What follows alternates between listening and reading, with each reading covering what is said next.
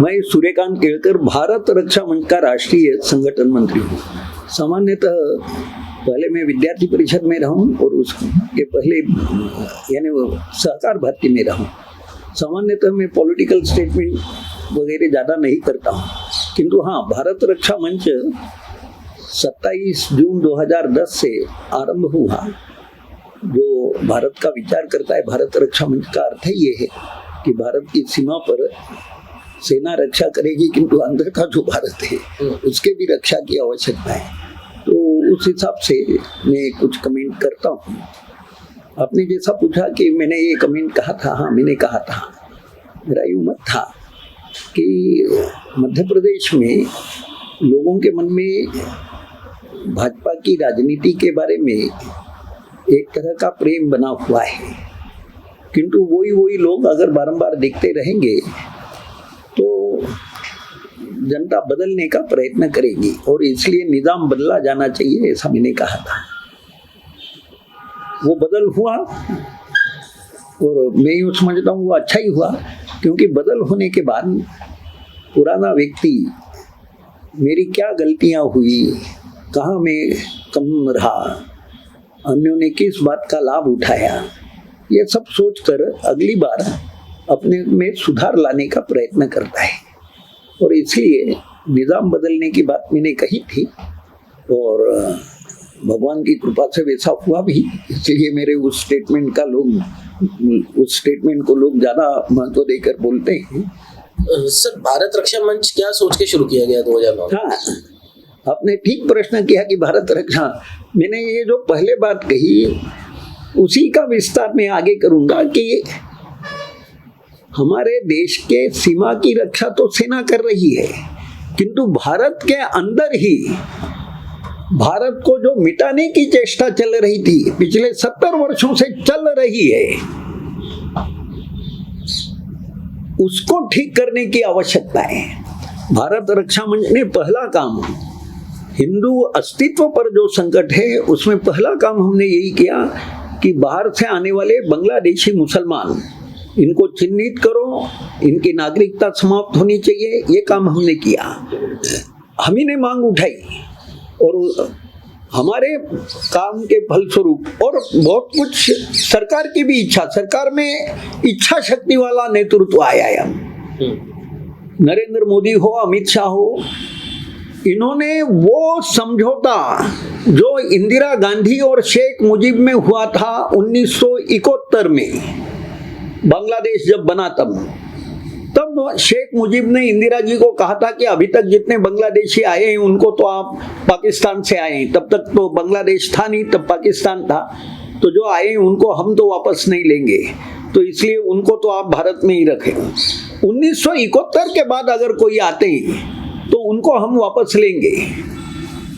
ये शेख मुजीब ने इंदिरा गांधी से कहा, वो समझौता हुआ। उसी समय बॉर्डर तय की गई, किंतु उसका क्रियान्वयन केवल इसलिए नहीं किया गया कि ये जितने बाहर से आएंगे वो हमारे सॉलिड वोटर्स होंगे। हमारे यानी उस समय तो भाजपा उधर थी नहीं ज्यादा ताकत में, या वैसे भी प्रायः जितने राजनीतिक दल है सब ने बांग्लादेशी मुसलमानों को यहाँ लाने का स्वागत किया है, उनका साथ दिया है, उनके राशन कार्ड बनाए, उनको जगह दिलवाई है, बाजारों में उनको ठेले लगाने के लिए बताए। आप विचार करो कि जो बांग्लादेशी आ रहा है भारत में वो बिलो पॉवर्टी लेवल का है, कोई डॉक्टर, इंजीनियर, चार्टर्ड अकाउंटेंट नहीं आता है, जो आ रहे हैं सब ऐसे, जिनको बंगाली के अलावा ढंग से हिंदी नहीं आती है, अंग्रेजी नहीं आती है। उसका 20-21 दिन में बंगाल में राशन कार्ड बन जाता है। आपका भाई गांव से आ जाए ग्वालियर में, आप उसका राशन कार्ड में नाम जुड़वाने का प्रयत्न करो, यहाँ आप होते हुए आपको महीना भर लग जाएगा, 4 महीने लग जाएंगे, उसका बन जाता है। क्योंकि राजनीतिक लाभ मुझे देखना है, वो आता है, वो मेरा पक्का वोटर होने वाला है, उसका मैं तुरंत बनवा रहा हूँ। व्यवस्था बनी हुई है पूरी। अभी हमने बांग्लादेश के मामले में दो बातें हमारी ओर है जिसे सरकार ने माना है किंतु अभी हुई नहीं है। एक तो घुसपैठ के मामले में एक व्यवस्थित कानून बने और जो यहाँ काम धंधा करने आए, पेट भरने के लिए आए, हम हिंदू हैं, लोगों के पेट पे लात नहीं मारना चाहते, किंतु जैसा दुनिया में होता है कि वो वर्क परमिट लेता है, ये चोरी छिपे आए हैं, तो वो अगर काम धंधा यहाँ करना चाहते, पेट भरने के लिए आए, तो वो वर्क परमिट ले। राजनाथ सिंह जी ने हमें कहा कि ये वर्क परमिट कहाँ देंगे। हमने कहा कि आप, तब राजनाथ सिंह जी गृह मंत्री थे, हमने कहा हर एक पुलिस थाने पे व्यवस्था करो। कहीं इतनी पुलिस कहाँ है, पुलिस पे पहले हमने कहा और एक पुलिस विभाग में विभाग जोड़ दो, बांग्लादेशी घुसपैठ वालों को यहाँ का वर्क परमिट देने का। क्या दिक्कत है सरकार को? वर्क परमिट देने से सरकार के पास एक व्यवस्थित डॉक्यूमेंटेड प्रूफ तैयार हो जाएगा, जिसके आधार पर संयुक्त राष्ट्र को भी कहा जा सकता है कि अन्य देशों में बसाओ, इतनी बड़ी संख्या में हमारे यहाँ क्यों है। वैसी व्यवस्था है दुनिया में। और दूसरी मांग हमारी ये है कि सारे राज्यों में एनआरसी का काम करके बांग्लादेशी घुसपैठियों की पहचान की जाए और साथ में ही एनआरसी के कारण देश के नागरिक को नागरिकता का प्रमाण पत्र मिल जाएगा। ये भी एक आवश्यकता है।